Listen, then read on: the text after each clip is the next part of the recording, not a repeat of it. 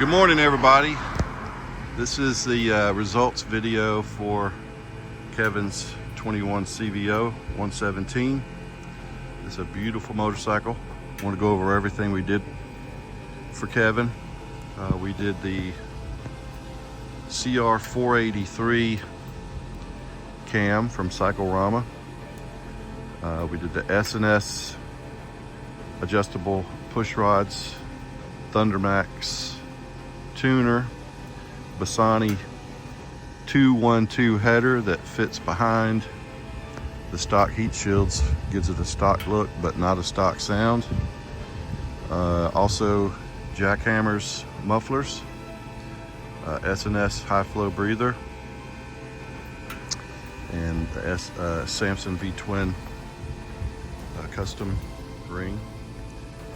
Bike runs really good. Really happy with the results.